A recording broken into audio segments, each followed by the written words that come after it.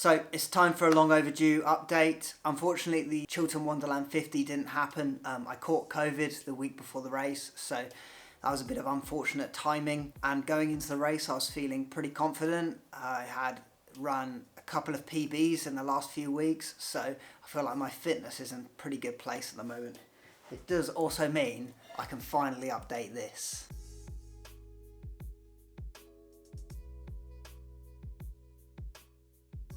Pretty happy with that.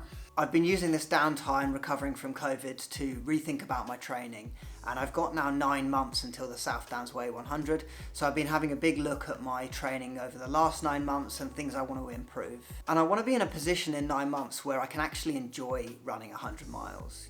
I don't just want it to be survival, which for the last 9 months, my focus has just been on endurance and getting to the finish line of some of these bigger races. And I have an ambition that might be totally unrealistic and probably is, but to run it somewhere around 20 hours. The 20-hour goal would essentially mean running 4 back-to-back marathons in about 5 hours. So maintaining a fairly decent pace, if you consider that I'm going to be walking up pretty much all of the hills, especially the steep ones, and the pace is going to slow down quite significantly in the dark. I'm expecting the back end of the race to be in the dark, so will be a slower portion. So in order to do that, I obviously need to improve my endurance to be able to run that far, but I also need to seriously improve my leg strength and my running economy. My fitness at the moment isn't at a level where I could maintain that pace for 20 hours. So yeah, I definitely need to become more efficient as a runner. And I've got 9 months until the race, and I've been looking at my training for the last 9 months, and there's been a few fairly significant issues, but the overarching theme is, despite 9 months of fairly significant training, I haven't improved that much. So it's only in the last month or so that I started to see fitness benefits where I'm running PBs. So that's why I want to talk about a change in strategy, a change in approach. And this is the third time I've attempted to film this video. And each time I've recorded it and looked at it and thought, actually the visualization, the representation of my training didn't really explain what I wanted it to. So hopefully this is going to be better. Hopefully this works. I'm going to just explain what this is. The top half, everything above this line, represents my training for the last 9 months. Each of these bars represents a week of training. So the top bits, the higher bars are where I'm running like 120, 130k a week, and some of these lower ones are where I've taken almost a full week off. I've then highlighted in red the 3 big goal races that I had. So the South Downs Way 50, Serpent Trail 100, and the Chiltern Wonderland 50. Now, each of these races was a fairly significant race. So each of them justified a taper, and after each of these races, I took a serious bit of time to recover. None of these races were run as like a training race. They were very much like goal races where I built up my training for them, tapered, ran the race, and then recovered fully from them. And I'd say each of these races, obviously the Chiltern Wonderland 50 didn't happen, but South Downs Way 50 and the Serpent Trail 100, I'd say it took at least a month for me to get back to the level of fitness that I was pre-race. So I probably took like a full week off after both of them, and then it was probably 2 weeks of rebuilding my fitness, and then 1 week of full training. It very much wasn't run the race, recover a week, and then straight back into training. It was about a month. And so when I look at this 9-month training block, I reckon I only had about 3 or 4 months where I was actually improving my fitness. And the rest of the time was tapering, running the race, and then rebuilding my fitness back up. And so when I look at my training for the next 9 months, I've split it into 2 goal races.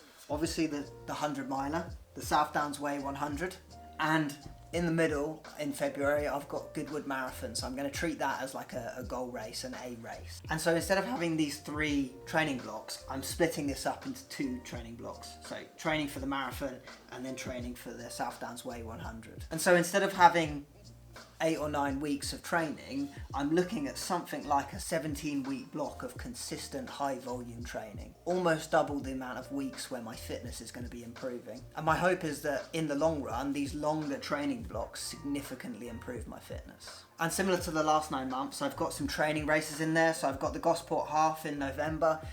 That's really going to be about testing where my fitness level is. I've also got a 10k in there somewhere in December, but again, it's just going to be a race where I go out, run it.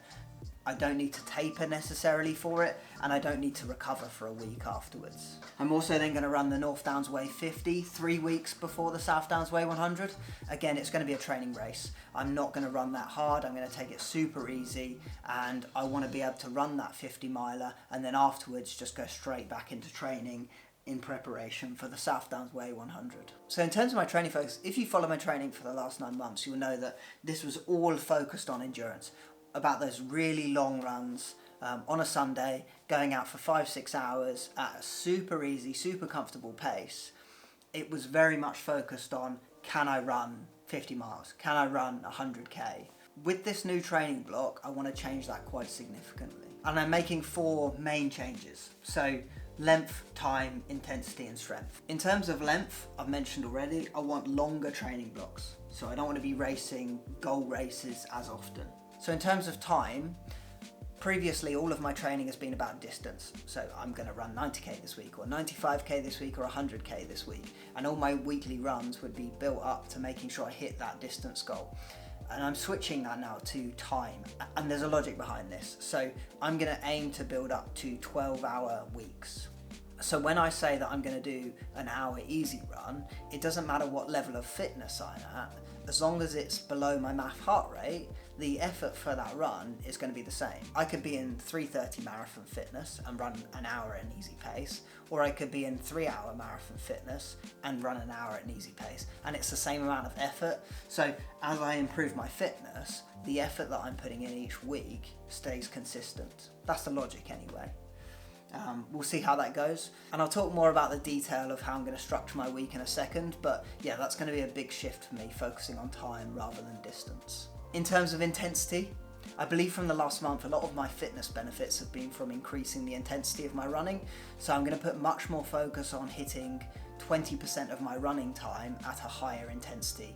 Everything from 3 to 5k pace efforts to more like half marathon efforts, but I want to make sure that 20% of the time that I'm running is at a higher intensity. And then finally strength, and this is something I'll probably do some more videos on, but I've been doing some strength in the last few weeks, mostly like the weekly strength and conditioning sessions with the club, but I want to get into a habit of doing daily strength workouts. So I'm going to look at doing something like 66 days where I do a strength session every single day, and every day I add a minute. So I'll start at 1 minute, and by the 66th day I'll be doing 66 minutes of strength and conditioning. It's going to be a little light test to see how my body responds to that, and whether I get some benefit in the legs, which is going to be super important when I get to running 100 miles. Cool, so that's the overall plan, but now let's talk about my weekly training structure. Right, I'm going to put up on the screen my weekly training structure, and I want to talk through about the shift in change that I'm making on a weekly basis. And this again is going to be a bit of an experiment, something a bit different. I don't know how it's going to change my running. So the structure I've showed on the screen is basically my perfect week. This is the goal week that I'm going to build up to. It's not the week I'm going to be doing this week or next week, but slowly I'm going to build up to doing this training week, and I'll start adding in different runs here and there to get to that. As I shift towards time, my goal is to run 12 hours a week, which roughly equates to about 120k, 130k at the moment at my current fitness level. But as my fitness improves, that may increase to 140, 150k. And I want 20% of that training to be at a high intensity. So that includes speed sessions on the track on Tuesday, threshold sessions on a Thursday, potentially park run on a Saturday morning, or as part of my Sunday long run, I'll be doing a long run speed session where I'll be doing like half marathon or marathon efforts for a longer period. So that 20% roughly equates to about 2.5 hours at a high intensity, assuming I'm doing 12 hours of running that week. Now my easy runs, I'm going to constrain them to either 30 minutes or an hour.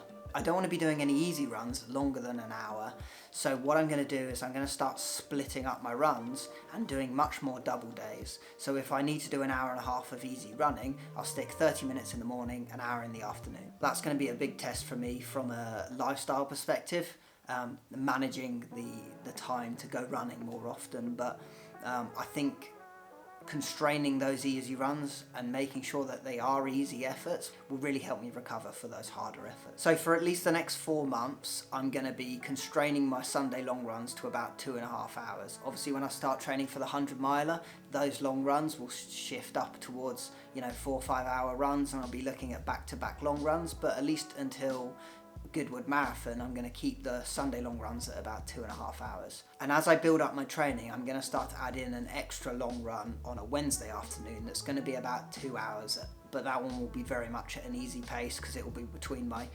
Tuesday track session and my Thursday threshold session. So I'm looking at basically 2 long runs a week when I get to that peak training week. So yeah, that's my training. It's going to be a bit of an experiment. I do not know how my body's going to respond to the strength and conditioning, the intensity.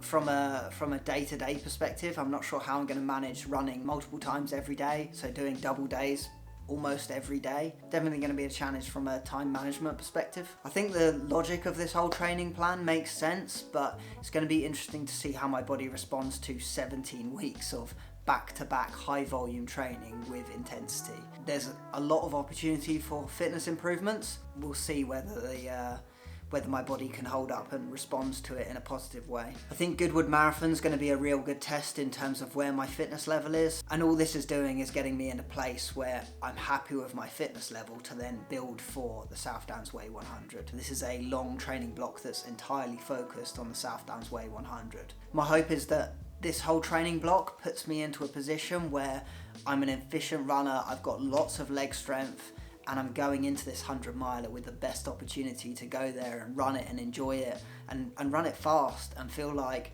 I couldn't have possibly put any more in. I'm very, very excited to run my first 100 miler. Ever since I started watching YouTube videos of people like Billy Yang, this has been the bucket list goal. Can I run my first 100 miler? Very, very excited about that. Cool. Let me know if you have any thoughts on the plan.